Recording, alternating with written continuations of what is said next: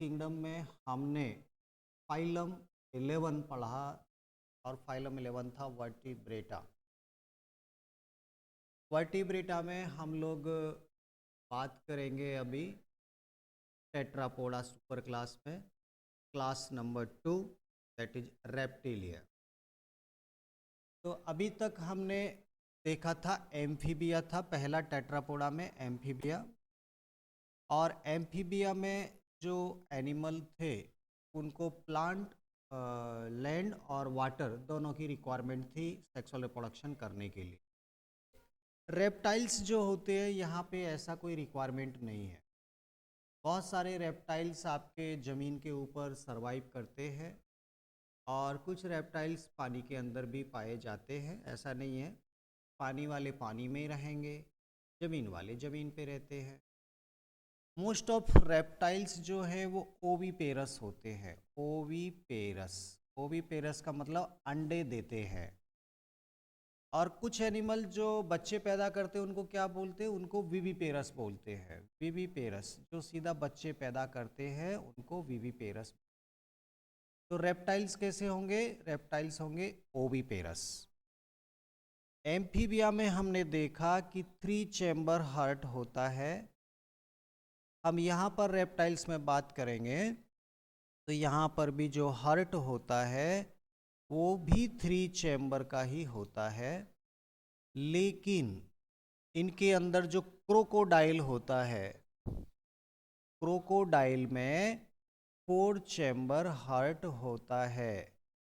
तो ये कुछ एक अलग डिफरेंट एग्जाम्पल है जिसमें हार्ट रेप्टाइल्स होते हुए भी 4 चैम्बर का होता है। ये एग्जाम्पल हमको याद रखना पड़ेगा। तो क्रोकोडाइल का हार्ट 4 चैम्बर का है, बाकी जितने भी रेप्टाइल्स हैं उनमें हार्ट 3 चैम्बर का होता है। क्रोकोडाइल का नाम, ये जो रेप्टाइल्स है, रेप्टाइल्स का नाम एक्चुअली जो पड़ा है वो इनके मूवमेंट के कारण पड़ा है। ये जितने भी एनिमल होते हैं रेप्टाइल्स के, वो क्रीपिंग या क्राउलिंग टाइप का मूवमेंट करते हैं। क्रीपिंग मतलब रेंग कर चलते हैं, और या फिर क्राउलिंग मतलब छोटे छोटे पैर होते हैं उनको धीरे धीरे आगे पीछे करके ये चलते हैं। तो रेंग कर, घिसट कर या धीरे धीरे क्राउलिंग करते करते ये मूवमेंट करते हैं, इसलिए इनका नाम रेप्टिलिया पड़ा हुआ है। ठीक है। अब मैं जब क्लासिफिकेशन टेट्रापोडा की बात कर रहा था तो मैंने आपको हाईलाइट किया कि हमें एक तो हार्ट के बारे में बात करते हुए चलना है, एक हमें स्किन के बारे में बात करते हुए चलना है। एम्फीबिया की जो स्किन थी वो स्लीपरी थी, एकदम स्मूथ थी, चिकनी थी। लेकिन रेप्टाइल्स की जो स्किन होती है वो काफ़ी खुरदरी, रफ सरफेस वाली होती है, क्योंकि इनकी स्किन के ऊपर छोटे छोटे स्केल्स पाए जाते हैं। स्केल्स होते हैं, छोटे छोटे कांटे कांटे कांटे कांटे से होते हैं, नुकीले से, उनको स्केल बोलते हैं। और कुछ एनिमल जैसे स्नेक वगैरह इसमें आएंगे, सांप जो होते हैं वो सब रेप्टाइल्स में आते हैं। कुछ एनिमल्स जैसे वो क्या करते हैं, अपनी स्किन को टाइम टू टाइम, जैसे पुरानी स्किन हो जाती है तो एक आउटर लेयर को वो कास्टिंग करते हैं, आउटर लेयर को एक छिलके के जैसे उतार देते हैं। तो ये भी इनमें देखा जाता है, वो शेड करते हैं। उसको हम सांप का कैचुली बोलते हैं। वो अपनी ओल्ड स्किन को रिमूव कर देते हैं, तो स्किन को शेड करने का प्रॉपर्टी भी रेप्टाइल्स में देखने को मिलता है। ठीक है। हार्ट आपका 3 चैम्बर हो गया। स्किन की बात किया तो इनके ऊपर स्केल्स पाए जाते हैं। फ्रॉग के जैसे इनके पास भी जो ईयर होता है, कान होता है, उसमें कोई आउट ग्रोथ दिखाई नहीं देती, बल्कि वही टिम्पेनम मेम्ब्रेन ही प्रेजेंट रहती है, जैसे एम्फीबिया में भी था। टिम्पेनम मेम्ब्रेन वाइब्रेशन को सुनते हैं, रिसीव करते हैं, और वाइब्रेशन से ही ये पहचानते हैं कि हमें कोई खतरा तो नहीं है। कोई स्नेक आता है तो अगर आप वाइब्रेशन करते हैं, थोड़ा सा करते, तो वो समझ जाता है कि कोई है और वो अपने आप को छुपाने की कोशिश करता है। ठीक है। एक्सटर्नल ईयर वगैरह यहाँ पे नहीं दिखाई देते। और ओविपेरस हैं, फर्टिलाइजेशन इनका इंटरनल होता है। हमने एम्फीबिया में देखा कि फर्टिलाइजेशन मतलब दोनों गैमीट का जो फ्यूजन होता है वो बॉडी के बाहर हो रहा था, लेकिन रेप्टाइल्स में इंटरनल फर्टिलाइजेशन होता है। इंटरनल फर्टिलाइजेशन है ये, आफ्टर फर्टिलाइजेशन जब अंडे देते हैं तो बाहर ज़मीन पे दे देते हैं और फिर उन अंडों से इनके बच्चे निकलते हैं। कौन कौन है जो रेप्टाइल्स में आते हैं, तो आपको इसमें बहुत अलग अलग टाइप के कछुए हैं, एलिगेटर है, क्रोकोडाइल हैं, स्नेक हैं, ये सभी इसमें आएंगे। ख़ास तौर पे जो किंग कोबरा होता है, कोबरा सांप, उसका नाम तो आपको याद होगा, उसे बोलते हैं नाजा। नाजा नाजा ये हो गया जीनस का नाम, और स्पीसीज भी होती है नाजा, तो ये मैंने स्पीच का स्मॉल लेटर स्मॉल में लिखा, नाजा। नाजा किंग कोबरा को बोलते हैं। कोबरा सांप ऐसा होता है जो पक्षियों के जैसे अपना घोंसला बनाता है। घोंसला बनाता है कोबरा सांप, घास फूस की पत्तियों को इकट्ठा करके और घोंसला बना के उसमें फिर अंडे देता है। काफ़ी खतरनाक होता है, पॉइजनस होता है। इनके अलावा वाइपर होता है। वाइपर सांप क्या होता है, ये बच्चे पैदा करता है, विविपेरस होता है। हालांकि रेप्टाइल्स तो अंडे देते हैं, लेकिन वाइपर सांप ऐसा है जो बच्चे पैदा करता है, विविपेरस होता है। वाइपर है, करैत है, क्रोकोडाइल है, हाँ, और गिरगिट इसमें आएगा, छिपकली इसमें आएगा। तो जो भी नाम आपको याद रह जाए वो नाम आप याद कीजिएगा। कछुआ भी इसी में आएगा। क्रोकोडाइल की खासियत मैंने बता दी कि उसमें 4 चैम्बर हार्ट। तो बस इतना सा है, creeping and crawling movement, heart is 3 chamber but in crocodile 4 chamber, skin have scales and they do not have outgrowth on the ear, only they have a tympanum membrane to receive the signal, to receive the vibration. ये कहानी हमारी ख़त्म हो गई reptiles की। हम class number 3 की बात करेंगे टेट्रापोडा में, और क्लास नंबर 3 है हमारी एवीज। एवीज, ठीक है, इसको हम बोलते हैं बर्ड ग्रुप। पक्षी जितने भी अलग अलग टाइप के हैं, सभी पक्षी इसी ग्रुप में आते हैं, एवीज बोलते हैं इनको। अब इनकी स्किन की बात करें तो इनकी स्किन के ऊपर पाए जाते हैं फैदर। फैदर का मतलब वो छोटे छोटे पंखनुमा स्ट्रक्चर जो इनकी बॉडी के टेम्परेचर को कंट्रोल करते हैं, फैदर बोलते हैं। इनकी स्किन पे फैदर होते हैं। कबूतर, तोता, कोई मुर्गी, कुछ भी आप देखिए, उनकी स्किन के ऊपर छोटे छोटे पंख से होते हैं। विंग की बात नहीं कर रहा हूँ, विंग तो उड़ने के लिए होती है, वो तो है, और विंग के ऊपर भी फैदर होते हैं। तो फैदर का पाया जाना एवीज को इंडिकेट करता है। इनके माउथ में क्या होता है, बीक होता है, चोंच होती है इनके पास, चोंच देखने को मिलती है, और चोंच में दांत भी नहीं होते, टीथ नहीं होते, हाँ, दांत नहीं होते, बल्कि क्या होती है, बीक होती है, चोंच इनके पास पाई जाती है। अगर मान लीजिए इन्होंने कोई हार्ड फूड खा लिया तो चोंच में से थोड़ा थोड़ा छोटा छोटा टुकड़ा तो कर लेगा, बाद में उसको पीसेगा कैसे, ग्राइंड कैसे करेगा। तो जितने भी पक्षी होते हैं उनके डाइजेस्टिव सिस्टम में 2 स्पेशल ऑर्गन पाए जाते हैं। एक तो क्रॉप होता है, ये मान लीजिए क्रॉप एक छोटा सा थैला होता है, और फिर स्टोमक होता है, और फिर एक और ऑर्गन होता है जिसे हम गिजाड़ बोलते हैं। तो 2 ऑर्गन मैंने बताए, एक को बोलते क्रॉप और एक को बोलते गिजाड़। ये 2 ऑर्गन एक्स्ट्रा होते हैं इनके डाइजेस्टिव सिस्टम में जब ये फूड खाते हैं। क्रॉप तो एक छोटा सा थैला होता है कि एक साथ इनको जितना खाना मिला वो सबको खा खा के इकट्ठा करके इसमें इकट्ठा कर लेते हैं, बाद में धीरे धीरे बाद में डाइजेशन करेंगे, क्योंकि पक्षी हैं, कोई फिर बाद में उड़ा देगा तो फूड कहाँ से लाएंगे। तो एक छोटा सा थैला होता है, उसमें इकट्ठा कर लेते हैं, बाद में यहाँ से धीरे धीरे खाते रहते हैं। ये तो क्रॉप हो गया। और यहाँ से फूड गिजाड़ क्या करता है, गिजाड़ में कुछ काइटिन के बने आउटग्रोथ होते हैं, उनको ये दबा दबा के पीस पीस के ग्राइंडिंग का काम करता है, फूड को पीसने का काम करता है, ग्राइंड करता है। तो हम कहेंगे कि पक्षियों में इनके डाइजेस्टिव सिस्टम में 2 एडिशनल ऑर्गन होते हैं, एक का नाम क्रॉप होता है, एक का नाम गिजाड़ होता है। अब इनके हार्ट की बात कर लें तो हार्ट इनका 4 चैम्बर होता है, मतलब ऑक्सीजनेटेड ब्लड और डीऑक्सीजनेटेड ब्लड कभी भी मिक्स नहीं होते 4 चैम्बर हार्ट के पास।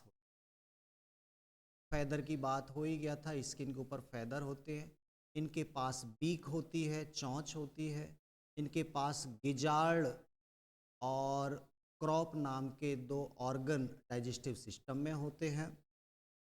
इनकी जो हड्डियां होती हैं, बोन्स का बना एंडोस्केलेटन होता है पूरा।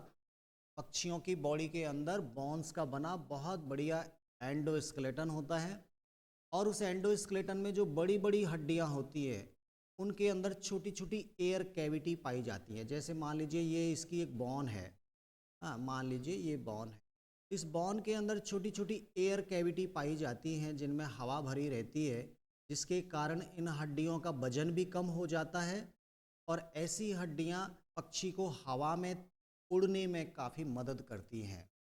खोखली होती हैं, हवा भरी रहती है, एक तो वजन कम हो जाएगा तो आराम से उड़ पाएंगे पक्षी, और कहीं ना कहीं एयर उनको उड़ने में मदद भी करती है। Air cavity also found in long bones only, air cavity होती हैं, और ऐसी बोन्स जिनमें एयर कैविटी होती हैं उन खोखली हड्डियों को हम न्यूमेटिक बोन बोलते हैं। ये एग्जाम्पल कई बार पूछा गया है कि न्यूमेटिक बोन क्या होती हैं और किस क्लास में पाई जाती हैं। तो आंसर आएगा न्यूमेटिक बोन्स पक्षियों में पाई जाती हैं, और ये ऐसी हड्डियां हैं जिनमें एयर डिपॉजिट पाई जाती है, जो बोन्स का वजन भी कम करती है, साथ ही साथ पक्षियों को उड़ने में भी मदद करती है। तो pneumatic bones is special feature of this class. इसके अलावा अगर हम बात करें यहाँ पर पक्षियों के अंदर, तो एक मैं अभी तक जानबूझ के बात नहीं किया था बॉडी टेम्परेचर के बारे में, वो अब बात करूँगा। लेकिन एक और ख़ास फीचर होता है, क्योंकि हम टेट्रापोडा पढ़ रहे हैं, तो अभी 2 पेयर ऑफ लिम्स होती हैं, 2 पेयर ऑफ लिम्स। तो पक्षियों में क्या होता है कि जो 4 लिम्स होते हैं, 4 लिम्स जो आगे के लिम्स होते हैं वो चेंज होके विंग्स में कन्वर्ट हो जाते हैं, और ये विंग्स उनको उड़ने में मदद करते हैं। और जो हाइंड लिम्स होते हैं, हाइंड लिम्स इनके काफ़ी मजबूत होते हैं, जो पेड़ की डाली को भी पकड़ने में मदद करते हैं, वॉकिंग करते हैं, स्विमिंग करते हैं, और क्लैस्पिंग करते हैं। क्लैस्पिंग का मतलब किसी भी डाली को जकड़ के पकड़ लेते हैं और उस पर सो भी जाते हैं तो भी वो डाली से गिरते नहीं हैं। तो इतने मजबूत हाइंड लिम्स होते हैं, इनके पकड़ लेते हैं। और हाइंड लिम्स के ऊपर स्केल्स भी पाए जाते हैं जो कि रेप्टाइल्स में पाए जाते थे, केवल हाइंड लिम्स में। 4 लिम्स में जनरली नहीं होते। 4 लिम्स तो पंख बन चुके हैं जो उड़ने में मदद करते हैं, फ्लाइट करने की पावर ये रखते हैं। लेकिन सभी पक्षी उड़ नहीं पाते। जैसे ऑस्ट्रिच होता है, ऑस्ट्रिच क्या पक्षी है, सबसे बड़ा, काफ़ी बड़ा पक्षी होता है, और उसके अंदर वजन बहुत होता है, काफ़ी हैवी वेट का होता है, और उस बॉडी के वजन के अकॉर्डिंग उनकी पंख छोटी पड़ जाती हैं। तो पंख होते हुए भी ऑस्ट्रिच जैसे पक्षी उड़ नहीं पाते। ध्यान देना, उनके पास पंख तो होते हैं लेकिन उड़ नहीं पाते। तो ऑस्ट्रिच इसी में आएगा क्योंकि बहुत बड़ा पक्षी है ये। अब मैं थोड़ा बॉडी टेम्परेचर की बात करूंगा। अब हम बात करेंगे पूरे वर्टिब्रेटा में। अभी तक हमने पिसीज पढ़ा था, हमने एम्फीबिया पढ़ा था, हमने रेप्टाइल्स पढ़े, और अभी अभी हमने एवीज कंप्लीट किया, और आगे चलकर हम मैमेलिया की बात करेंगे, मैमेलिया। तो ये जो लास्ट के 2 ग्रुप हैं, जो 2 क्लास हैं, एवीज और मैमेलिया, इनकी बॉडी का टेम्परेचर, मान लीजिए ये कोई एनिमल है, तो इनकी बॉडी का जो इंटरनल टेम्परेचर है वो हमेशा कांस्टेंट होता है, मतलब कभी भी चेंज नहीं होता, एक फिक्स रहता है इंटरनल टेम्परेचर बॉडी का। जैसे हमारे अंदर हमारी बॉडी का टेम्परेचर फिक्स होता है, 37 डिग्री सेल्सियस होता है हमारे बॉडी का टेम्परेचर, 98.6 डिग्री फ़ारेनहाइट होता है, और ये फिक्स टेम्परेचर होना ज़रूरी भी है हमारे बॉडी का। इस टेम्परेचर पर ही हमारे बॉडी के एंजाइम एफिशिएंटली काम करते हैं और हमारी मेटाबॉलिक प्रोसेस आराम से होती है। अब बाहर मान लीजिए टेम्परेचर बहुत हाई हो गया तो भी हमारी बॉडी को कोई फर्क नहीं पड़ेगा। हमारी बॉडी कुछ ऐसे रेस्पॉन्स करेगी कि अंदर हमारा टेम्परेचर फिक्स रहे। अगर बाहर बहुत ज़्यादा कोल्ड हो गया तो भी हमारी बॉडी कुछ ऐसे रेस्पॉन्स करेगी कि हमारा इंटरनल टेम्परेचर कांस्टेंट रहे, बदलना नहीं चाहिए इंटरनल टेम्परेचर। तो इसके लिए इनको बहुत एडिशनल एनर्जी खर्च करनी पड़ती है।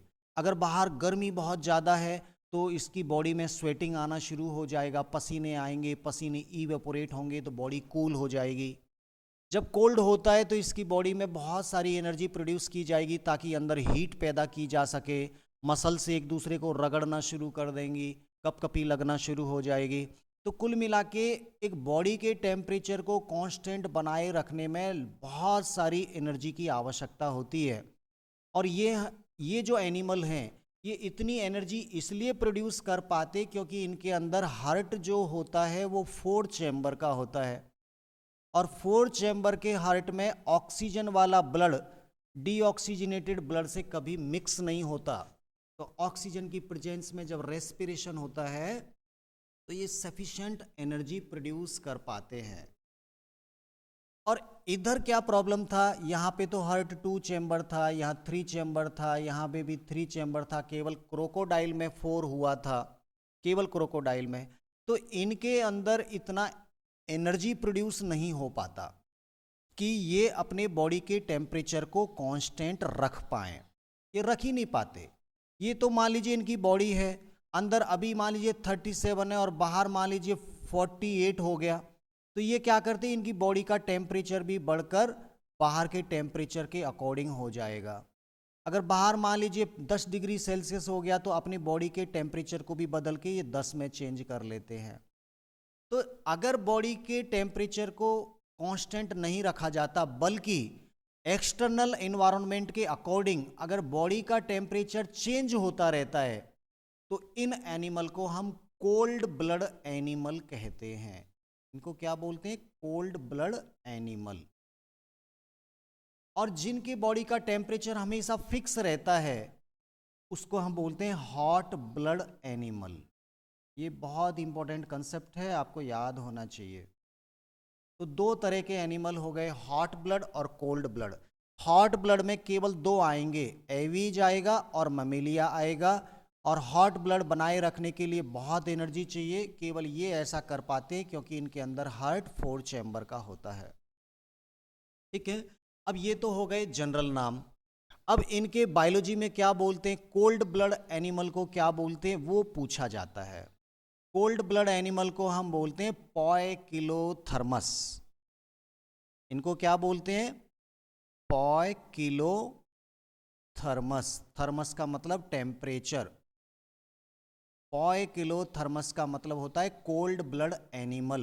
मतलब पिसीज भी कोल्ड ब्लड एनिमल है, एम्फीबिया भी कोल्ड ब्लड एनिमल है और रेप्टाइल्स भी कोल्ड ब्लड एनिमल है, मतलब पोइकिलोथर्मस होते हैं।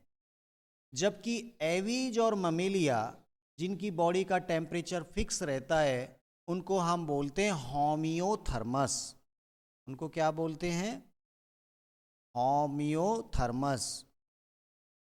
होमियोथर्मस। तो इनका होमियोस्टेसिस मेंटेन करते हैं, मतलब एक सेम टाइप का इन्वायरमेंट इनकी बॉडी का हमेशा बना रहेगा, चाहे बाहर कितना भी गर्मी हो कितना भी सर्दी हो। जब हमें गर्मी लगती है तो हमारी बॉडी के लिए हम एयर कंडीशन लगा लेते हैं, कूलर लगा लेते हैं, ठंडा पानी पीते हैं ताकि बॉडी का टेम्परेचर हमारा मेंटेन रहे। और जब सर्दी पड़ती है तो हम गर्म स्वेटर पहन लेते हैं, आग के सामने बैठ जाते हैं, रजाई ओढ़ के सोते हैं ताकि बॉडी का टेम्परेचर कांस्टेंट रहे। तो हमें बहुत कुछ एडिशनल खर्च करना पड़ता है इस चीज़ के लिए, लेकिन ये अच्छा होता है, फ़ायदेमंद होता है। तो होमियोथर्मस और पोइकिलोथर्मस, अब कोई डाउट नहीं रहना चाहिए दोनों टॉपिक में। इस तरह से अगर हम पूरा कंप्लीट करें तो एवीज की कहानी ख़त्म हो गई। एवीज के अंदर खोखली हड्डियां होती हैं जिन्हें न्यूमेटिक बोन बोलते हैं। एवीज के अंदर चोंच पाई जाती है। इनके डाइजेस्टिव सिस्टम में क्रॉप और गिजाड़ पाया जाता है। ये हॉट ब्लड एनिमल होते हैं और ये भी अंडे देने वाले होते हैं। तो एवीज में कुछ नाम याद कर लीजिए, जैसे क्रो हो गया, क्रो को बोलते हैं कॉर्वस, क्रो को क्या बोलते हैं, कॉर्वस स्प्लेंडेंस, ऐसे करके कौवे का नाम होता है। मोर का नाम जरूर याद रखिए, पीकॉक का नाम, पीकॉक हमारा राष्ट्रीय पक्षी है, इसे हम बोलते हैं पैवो, पैवो जीनस का नाम है, पैवो क्रिस्टेटस होता है, तो इसका स्पीसीज हो जाता है पैवो, आप केवल पैवो याद कर लीजिए, ठीक है। तोता जो होता है पैरट, इसकी लाइफ जो होती है 140 साल मानी गई है एवरेज लाइफ, ह्यूमन बीइंग से भी ज़्यादा लंबी जिंदगी भगवान ने इसको दिया है, काफ़ी लंबा टाइम ड्यूरेशन होता है तोते का जीवित रहने का, तो इसलिए तोता भी नाम याद करो, इसे सिटेकुला बोलते हैं, सिटेकुला नाम याद हो जाएंगे, एक दो बार आप इनको पढ़ेंगे याद हो जाएंगे। सिटेकुला मतलब पैरट होता है, ठीक है। और एक आपने पढ़ा होगा पेंगुइन, पेंगुइन जो मछली के जैसे पोलर भी, जहाँ पे नॉर्थ पोल साउथ पोल होते हैं, बर्फ़ के आसपास जो ठंडा पानी होता है उसमें पेंगुइन पाए जाते हैं, वो पेंगुइन मछली के जैसे पानी में तैर लेते हैं, वो बात अलग है, लेकिन वो पक्षी होते हैं, वो एवीज से बिलोंग करते हैं।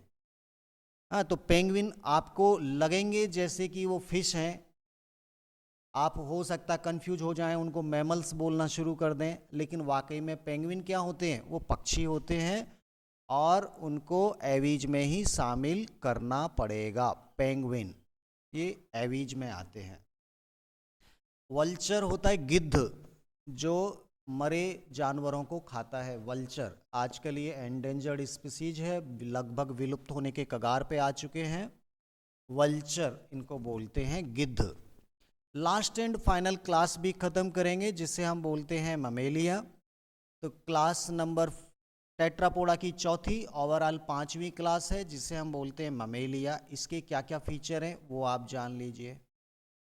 ममेलिया का मेन फीचर है कि इनके पास मेमोरी ग्लैंड होती है, मेमोरी ग्लैंड, ये केवल इन्हीं के पास होती है। मेमोरी ग्लैंड क्या है, ये ऐसी बॉडी के अंदर सीक्रेशन करने वाली ग्लैंड हैं जिनसे मिल्क निकलता है, मिल्क रिलीज होता है।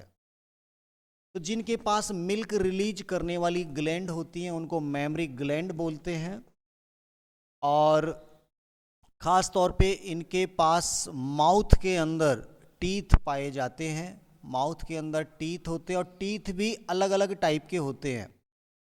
जैसे हमारे माउथ में अगर हम देखें तो 4 तरह के दांत होते हैं, इंसीजर, कैनाइन, प्रीमोलर और मोलर, अलग अलग टाइप के दांत पाए जाते हैं।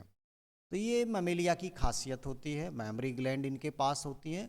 अब इनके स्किन की बात करते हैं तो इनकी स्किन के ऊपर हेयर पाए जाते हैं, हेयर मतलब बाल होते हैं। अगर किसी भी एनिमल की स्किन के ऊपर आप बाल देखेंगे, हेयर अगर होंगे तो समझो कि वो मेमेलिया होगा, चाहे वो छोटा सा छछूंदर चूहा हो या बहुत बड़ा हाथी हो या बहुत बड़ा जिराफ हो, ये इनकी बॉडी के ऊपर बाल पाए जाते हैं। हाँ, तो ये इनकी खासियत हो गई मेमोरी ग्लैंड। और हार्ट तो 4 चैम्बर होना ही है। हार्ट कैसा होना है, 4 चैम्बर होना है। हॉट ब्लड एनिमल ये होना है, हॉट ब्लड एनिमल होते सबके सब, सबको गर्मी लगती है, सबको सर्दी लगती है इनको। और ख़ास तौर पे अगर और इसमें ढूंढें तो लगभग पॉइंट मैंने बता दिए। कुछ ममेलिया जो होते हैं, हाँ एक और ख़ास बात है ममेलिया का, इनकी ईयर जो होता है, कान जो होता है ईयर, उस पे ईयर पिन्ना पाए जाते हैं, ये इनकी बहुत खासियत है। कान में साउंड के वाइब्रेशन को रिसीव करने के लिए एक आउट ग्रोथ पाई जाती है, वो केवल और केवल ममेलिया में पाई जाती है। ऐसे एनिमल जिनके कान पकड़ के आप खींच सकते हैं, समझो कि वो सब के सब ममेलिया से बिलोंग करेंगे। ये इनकी खासियत है, केवल और केवल ममेलिया में ही ईयर पिन्ना पाए जाते हैं, ठीक है। और जितने भी मैमल्स हैं वो सब के सब विविपेरस होते हैं। विविपेरस मतलब बच्चे पैदा करते हैं, लेकिन कुछ ऐसे भी मैमल्स हैं जो अंडे देते हैं, तो उनके नाम याद करते हैं क्योंकि वो एग्जाम में पूछे जाते हैं कि ऐसे कौन से मैमल्स हैं जो अंडे देते हैं। तो मैं आपको केवल 2 एनिमल का नाम बता रहा हूँ, एक का नाम है प्लेटिपस प्लेटिपस और एक का नाम है एकिडना। एकिडना को एंट ईटर बोलते हैं, चींटीखोर। एकिडना और प्लेटिपस ऐसे मैमल्स हैं जो ओविपेरस हैं। ये पूछा जाता है सवाल कई बार। बाकी के जितने भी मैमल्स हैं वो विविपेरस हैं, लेकिन एक मैमल्स तो ऐसा है जिसे ना तो हम ओविपेरस कह पा रहे ना उसको विविपेरस कह पा रहे, और वो एग्जाम्पल है आपका कंगारू। कंगारू कंगारू आपने वीडियो में देखा होगा, ऑस्ट्रेलिया में पाए जाते हैं, मैक्रोपस बोलते हैं। ये क्या करते हैं कि ना तो पूरा कंप्लीट बच्चा पैदा कर पाते हैं ना ये अंडे दे पाते हैं। एक्चुअली अंडों का जो भी इनका फर्टिलाइजेशन होता है बॉडी के अंदर होता है, और अंदर से सेमी डेवलप बच्चा ये पैदा कर देते हैं। पूरी तरह से वो डेवलप नहीं होता, तो अंडे तो नहीं दिए, बच्चा पैदा किया, लेकिन बच्चा पूरी तरह से डेवलप नहीं है। तो उसको क्या है, इनकी बॉडी में एक पॉकेट होता है, मार्सुपियम नाम का एक पॉकेट होता है, जिसके अंदर मेमोरी ग्लैंड लगी रहती हैं, दूध पिलाने वाली ग्लैंड होती हैं। उस पॉकेट के अंदर इन बच्चों को ये रख लेते हैं और वहीं पे वो दूध पीते रहते हैं, और जब वो काफ़ी बड़े हो जाते तो फिर पॉकेट से निकलकर फिर वो अपना खेल कूद करना शुरू कर देते हैं। तो इन मैक्रोपस को हमने मिक्स करके दे दिया, हमने इनको क्या बोल दिया, ओवी विविपेरस बोल दिया। ओवी विविपेरस आपके बुक में नहीं लिखा, लेकिन ये वाकई में कैसा होता है, ओवी विविपेरस। ना तो ओविपेरस है ना विविपेरस है, बल्कि दोनों का बीच वाला पोजीशन है, जिसे हम बोलते हैं ओवी विविपेरस। तो कंगारू इसी में आएगा, प्लेटिपस इसी में आएगा, एकिडना इसी में आएगा। इसके अलावा गाय, भैंस, बकरी, ह्यूमन बीइंग्स, जिराफ, हाथी, ब्लू व्हेल इसमें आएगा। Blue whale. अब लग रहा है कि व्हेल तो सर मछली होती है, मछली नहीं होती, वो भी रेस्पिरेशन लंग्स से करती है। उसको बार बार ऑक्सीजन लेने पानी की सरफेस पे आना पड़ता है। ऑक्सीजन वो लंग्स होते हैं, उसके पास नॉस्ट्रिल्स होते हैं, और उसके पास मेमोरी ग्लैंड होती हैं, अपने बच्चों को दूध पिलाती है। इसलिए ब्लू व्हेल 4 चैम्बर हार्ट होता है इसमें, ये मैमेलिया से बिलोंग करती है, ध्यान देने की बात है। और एक चमगादड़ जो होता है, बैट, चमगादड़, लगता है कि जैसे वो पक्षी है, उड़ता है ना रात में चमगादड़, उसके पास रेडिएशन छोड़ता है, वाइब्रेट, वो रिफ्लेक्ट होके वापस आती हैं, आँख से इसको दिखाई नहीं देता रात में, लेकिन फिर भी बढ़िया उड़ता है। तो ये चमगादड़ जो है ये भी मैमेलिया है, ये भी मैमल्स के जैसा है, पक्षी नहीं है। ये कंफ्यूज करता है हमको बहुत ज़्यादा, तो आप याद रखिए। बाकी टाइगर, एलिफेंट, बाकी सब ठीक है। आपको कंफ्यूज कौन करेगा, एक तो पेंगुइन। पेंगुइन क्या है, पेंगुइन आपका पक्षी है, ध्यान देना, एवीज है। एक ब्लू व्हेल, ये कंफ्यूज करती है, ब्लू व्हेल आपका मैमेलिया है। और जो चमगादड़ है, बैट, ये भी आपका मैमेलिया है, ये भी हमारे जैसा एक एनिमल है। और चूहा, छछूंदर, गिलहरी, जिनकी भी बॉडी पे आप बाल देखते हैं, वो सब के सब मैमेलिया होते हैं। मोस्ट ऑफ मैमल्स तो विविपेरस हैं, केवल एकिडना और प्लेटिपस ओविपेरस थे। हालांकि कंगारू को हमने ओवी विविपेरस बोल दिया, क्योंकि उनके पास मार्सुपियम नाम का एक पॉकेट होता है, जिसमें वो अपने बच्चों को डेवलप करता है। एक और इम्पोर्टेंट है जो कंफ्यूज करता है, वो है डॉल्फिन।